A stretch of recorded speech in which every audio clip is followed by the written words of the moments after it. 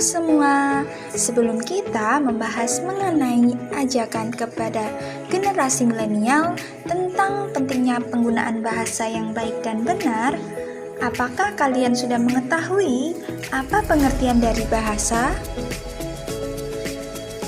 Bahasa adalah suatu media yang digunakan untuk menyampaikan dan memahami gagasan, pikiran, dan pendapat.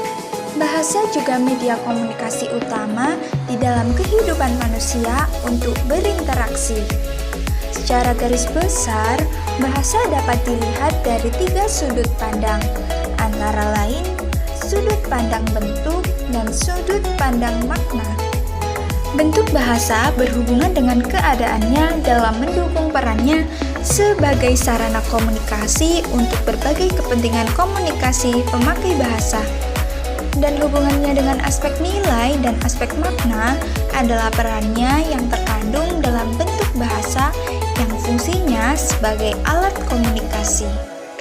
Ketiga unsur tersebut secara keseluruhan dimiliki oleh semua bahasa di dunia. Bahasa menunjukkan bangsa, itulah kata bijak yang sejak lama tertanam dalam benak kita. Bahasa kita adalah bahasa Indonesia, bahasa yang bukan hanya menjadi kebanggaan dan identitas, tapi juga alat persatuan yang berjasa dalam sejarah Indonesia. Namun, bagaimana sekarang, di era milenial seperti saat ini, masihkah ada kebanggaan menggunakan bahasa Indonesia? Salah satu kelemahan orang Indonesia untuk bersaing dengan orang luar negeri adalah bahasa. Kultur bahasa Indonesia yang tidak menggunakan bahasa asing sebagai bahasa pengantar membuat sebagian besar rakyat Indonesia hanya bisa berbahasa Indonesia. Kesadaran itulah yang kini mulai disadari, keinginan belajar dan menggunakan bahasa asing mulai tumbuh. Namun seiring waktu, keinginan belajar bahasa asing justru membuat bahasa Indonesia terpinggirkan. Banyak anak usia sekolah, terutama kaum milenial yang tinggal di kota besar yang terlihat gagap berbahasa Indonesia. Banyak di antara mereka yang bahkan lebih fasih berbahasa asing daripada berbahasa Indonesia. Mengapa itu bisa terjadi? Keinginan mempersiapkan anak memasuki era globalisasi tentu boleh-boleh saja. Namun, jika itu mengorbankan jati diri bangsa, apalah gunanya? Namun, yang terjadi tidak seperti itu yang diperkirakan. Anak-anak justru semakin asing dengan bahasa lokal. Menjamurnya bahasa bilingual memperparah kondisi ini. Beberapa sekolah yang berlabel sekolah internasional bahkan hanya menggunakan bahasa asing sebagai bahasa pengantar kegiatan belajar. Satu mata pelajaran yang diajarkan hanya beberapa jam dalam seminggu. Kehidupan dan interaksi anak muda milenial pun terlepas dari kontaminasi bahasa. Penggunaan istilah-istilah yang entah dari mana asalnya semakin menghilangkan wujud asli bahasa Indonesia. Di era milenial saat ini, bahasa Indonesia banyak tercampur dengan bahasa asing. Kids zaman now menggantikan istilah remaja masa kini. Woles yang menggantikan kata santai. Conan diambil dari kata slow yang diucapkan terbalik. Serta masih banyak istilah-istilah yang sebelumnya tidak terkenal. Sering kita dengar ungkapan, gunakanlah bahasa Indonesia yang baik dan benar. Terhadap ungkapan itu, timbul banyak reaksi. Pertama, orang mengira bahwa kata baik dan benar dalam ungkapan itu mengandung arti atau makna yang sama atau identik.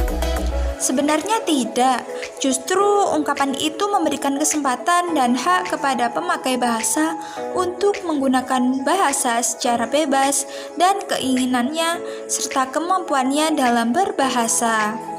Berbahasa yang baik ialah berbahasa sesuai dengan lingkungan bahasa itu digunakan.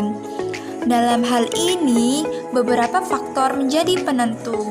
Pertama, orang yang berbicara. Kedua, orang yang diajak berbicara. Ketiga, situasi itu formal atau non-formal. Keempat, masalah atau topik pembicaraan. Sedangkan bahasa yang benar adalah bahasa yang sesuai dengan kaidahnya, aturannya, dan bentuk strukturnya.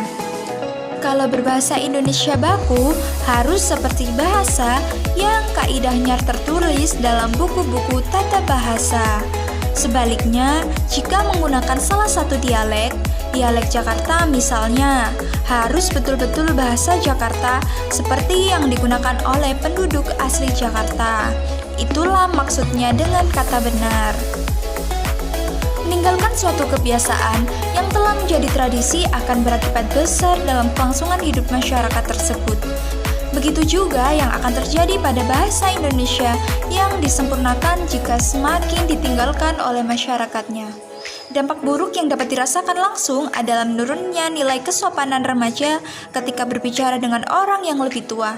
Sedangkan dampak tidak langsungnya adalah merusak bahasa nasional itu sendiri.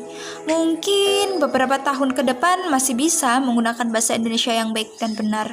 Namun, bagaimana dengan 50 tahun yang akan datang? Apakah bahasa Indonesia masih bisa bertahan atau hilang ditelan bahasa gaul? Hal ini menjadi tugas kita sebagai remaja sekaligus pelajar yang masih peduli dengan bahasa Indonesia.